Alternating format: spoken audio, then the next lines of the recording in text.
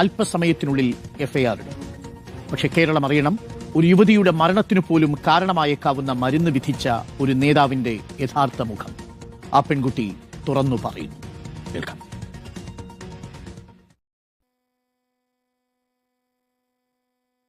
അറിഞ്ഞതല്ലേ, ഞാൻ എവിടെയെങ്കിലും പോവാൻ ട്രാൻസ്ഫർ മേടിക്കുന്നുണ്ട്, ചോദിച്ചു നോക്കാം.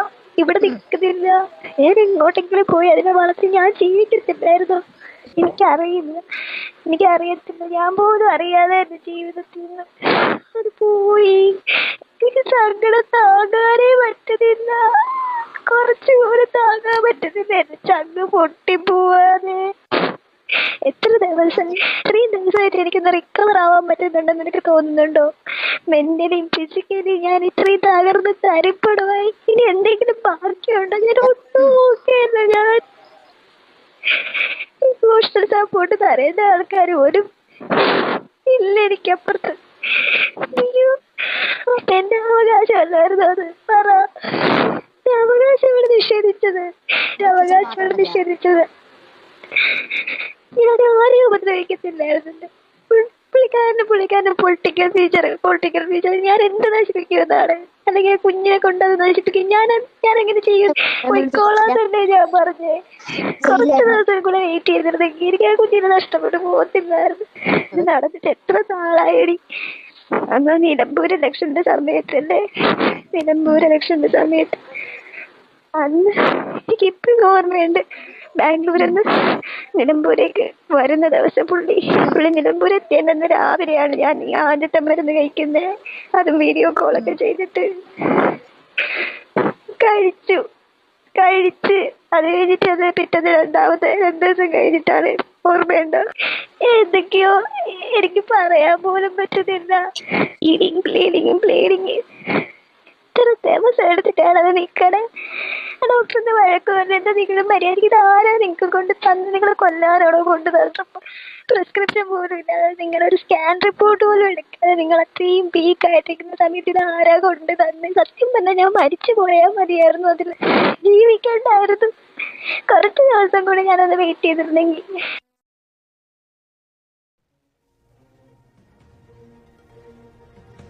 അറിഞ്ഞതല്ലേ, ഞാൻ എവിടെയെങ്കിലും പോവാൻ ട്രാൻസ്ഫർ മേടിക്കുന്നുണ്ട്, ചോദിച്ചു നോക്കാം. ഇവിടെ നിൽക്കുന്നില്ല, ഞാൻ എങ്ങോട്ടെങ്കിലും പോയി അതിനെ വളർത്തി ഞാൻ ജീവിക്കത്തില്ലായിരുന്നു. എനിക്കറിയത്തില്ല, ഞാൻ പോലും അറിയാതെ എന്റെ ജീവിതത്തിൽ നിന്ന് അത് പോയി. എനിക്ക് സങ്കടം താങ്ങാനേ പറ്റുന്നില്ല, കുറച്ചുകൂടി താങ്ങാൻ പറ്റുന്നില്ല. എന്റെ ചങ്ക് പൊട്ടിപ്പോവാതെ ഇത്രയും ദിവസമായിട്ട് എനിക്കൊന്ന് റിക്കവർ ആവാൻ പറ്റുന്നുണ്ടെന്ന് എനിക്ക് തോന്നുന്നുണ്ടോ? മെന്റലിയും ഫിസിക്കലി ഞാൻ ഇത്രയും തകർന്ന് തരിപ്പടമായി. ഇനി എന്തെങ്കിലും ബാക്കിയുണ്ടോ? ഞാൻ ഒന്നും നോക്കിയല്ല. ഞാൻ ഇമോഷണൽ സപ്പോർട്ട് തരേണ്ട ആൾക്കാർ ഒരു ഇല്ല എനിക്കപ്പുറത്ത്. അയ്യോ, എന്റെ അവകാശമല്ലായിരുന്നു അത്. പറ, അവകാശമാണ് നിഷേധിച്ചത്. ഞാൻ ആരെയും ഉപദ്രവിക്കത്തില്ലായിരുന്നു. പുള്ളിക്കാരന് പൊളിറ്റിക്കൽ ഫീച്ചർ ഞാൻ എന്ത് നശിപ്പിക്കുന്നതാണ്? അല്ലെങ്കിൽ കുഞ്ഞിനെ കൊണ്ടത് നശിപ്പിക്കും. ഞാൻ എങ്ങനെ ചെയ്യും? പോയിക്കോളാന്നല്ലേ ഞാൻ പറഞ്ഞേ. കുറച്ച് ദിവസം കൂടെ വെയിറ്റ് ചെയ്തിരുന്നെങ്കിൽ എനിക്ക് ആ കുഞ്ഞിനെ നഷ്ടപ്പെട്ടു പോകത്തില്ലായിരുന്നു. ഇത് നടന്നിട്ട് എത്ര നാളായി? അന്ന് നിലമ്പൂർ ഇലക്ഷന്റെ സമയത്തല്ലേ?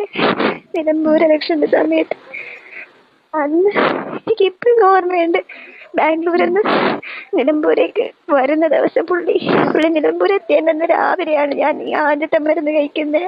അതും വീഡിയോ കോളൊക്കെ ചെയ്തിട്ട് കഴിച്ച് അത് കഴിഞ്ഞിട്ട് അത് പിറ്റേന്ന് രണ്ടാമത്തെ 2 ദിവസം കഴിഞ്ഞിട്ടാണ് ഓർമ്മയുണ്ടോ? എന്തൊക്കെയോ എനിക്ക് പറയാൻ പോലും പറ്റുന്നില്ല. ബ്ലീഡിങ് ഇത്ര ദിവസം എടുത്തിട്ടാണ് അത് നിൽക്കണേ. ഡോക്ടറിന്റെ വഴക്ക് പറഞ്ഞിട്ട് നിങ്ങൾ മര്യാദയ്ക്ക് ഇത് ആരാ നിങ്ങൾക്ക് കൊണ്ട് തന്ന്? നിങ്ങൾ കൊല്ലാനാണോ കൊണ്ട് തന്നപ്പോ? പ്രിസ്ക്രിപ്ഷൻ പോലും ഇല്ലാതെ, നിങ്ങളൊരു സ്കാൻ റിപ്പോർട്ട് പോലും എടുക്കാതെ നിങ്ങൾ അത്രയും വീക്കായിട്ടിരിക്കുന്ന സമയത്ത് ഇത് ആരാ കൊണ്ട് തന്നെ? സത്യം പറഞ്ഞാൽ ഞാൻ മരിച്ചു പോയാൽ മതിയായിരുന്നു, അതിൽ ജീവിക്കണ്ടായിരുന്നു. കുറച്ച് ദിവസം കൂടി ഞാനത് വെയിറ്റ് ചെയ്തിരുന്നെങ്കിൽ.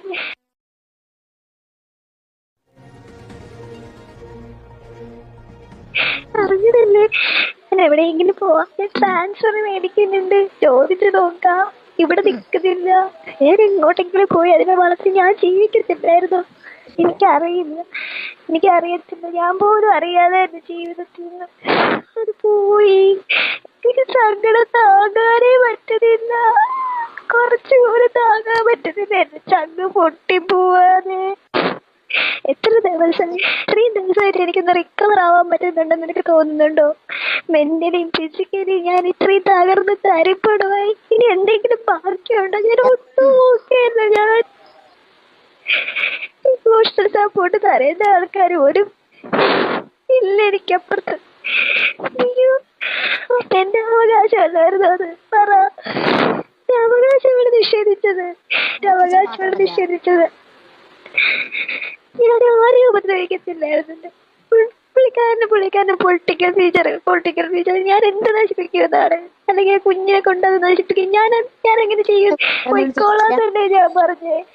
കുറച്ച് ദിവസം കൂടെ വെയിറ്റ് ചെയ്തിരുന്നെങ്കിൽ എനിക്ക് ആ കുഞ്ഞിനെ നഷ്ടപ്പെട്ടു പോകത്തില്ലായിരുന്നു. ഇത് നടന്നിട്ട് എത്ര നാളായി? അന്ന് നിലമ്പൂർ ഇലക്ഷന്റെ സമയത്തല്ലേ? അന്ന് എനിക്ക് ഇപ്പോഴും ഓർമ്മയുണ്ട്. ബാംഗ്ലൂരിൽ നിന്ന് നിലമ്പൂരേക്ക് വരുന്ന ദിവസം പുള്ളി നിലമ്പൂരെത്തിയെന്ന് രാവിലെയാണ് ഞാൻ ഈ ആദ്യത്തെ മരുന്ന് കഴിക്കുന്നത്.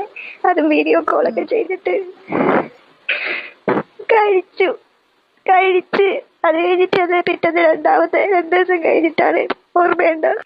എന്തൊക്കെയോ എനിക്ക് പറയാൻ പോലും പറ്റുന്നില്ല.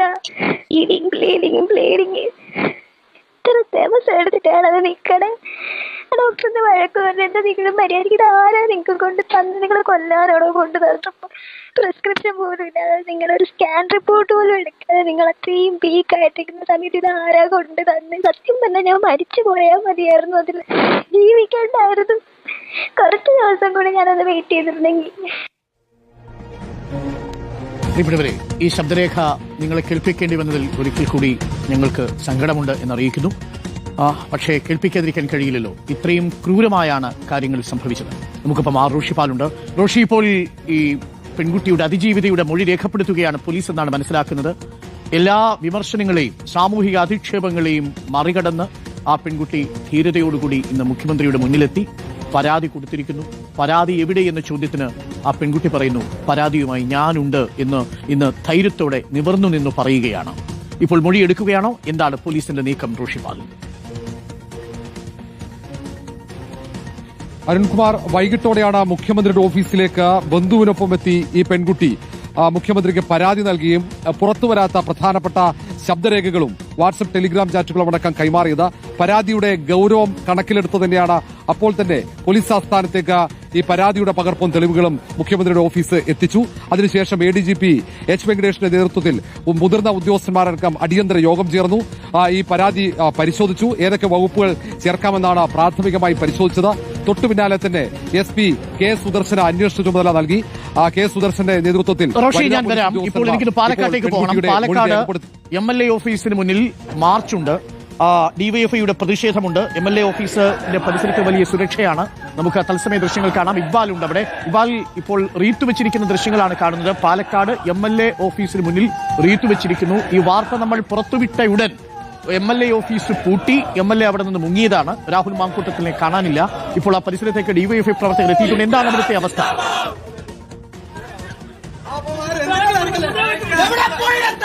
നമ്മൾ ഈ വൈകിട്ട് ഈ വാർത്ത പുറത്തുവിട്ടതിനു ശേഷം പിന്നീട് രാഹുൽ മാങ്കൂട്ടത്തിൽ പാലക്കാട്ടെ UDFന്റെ എല്ലാ പ്രചരണ പരിപാടികളും അവസാനിപ്പിച്ച പിന്നീട് ഇവിടെ നിന്ന് മാറി നിൽക്കുകയായിരുന്നു. ഒരു ഘട്ടത്തിൽ രാഹുൽ ഫോൺ സ്വിച്ച് ഓഫ് ചെയ്ത് മാറി നിൽക്കുന്ന സാഹചര്യം വരെ ഉണ്ടായി. രാഹുലിന്റെ ഓഫീസിനകത്ത് ആരും തന്നെ ഇല്ല. പെട്ടെന്ന് തന്നെ ഈ ഓഫീസ് അടച്ചിട്ട നിലയിലേക്ക് മാറുകയായിരുന്നു. ഇപ്പോൾ ഏതായാലും ഇതാ രാഹുലിന്റെ രാജി ആവശ്യപ്പെട്ടുകൊണ്ട് രാഹുലിന്റെ കാടാങ്കോടുള്ള MLA ഓഫീസിലേക്ക് ഇപ്പോൾ ഡിവൈഎഫ്ഐ പ്രവർത്തകർ പ്രതിഷേധവുമായി എത്തിയിരിക്കുന്നു. ഡിവൈഎഫ്ഐ പ്രവർത്തകർ ഇപ്പോൾ പോലീസിനെ മറികടന്നുകൊണ്ട് ഏതാനും പ്രവർത്തകർ രാഹുലിന്റെ ഓഫീസിനകത്തേക്ക് കയറിയിരിക്കുന്നു. അവർ ഇതാ രാഹുലിന്റെ ഓഫീസിന് ഉള്ളിൽ പ്രദേശത്തേക്ക് കയറിയപ്പോൾ റീത്ത് സമർപ്പിച്ചിരിക്കുകയാണ്. MLA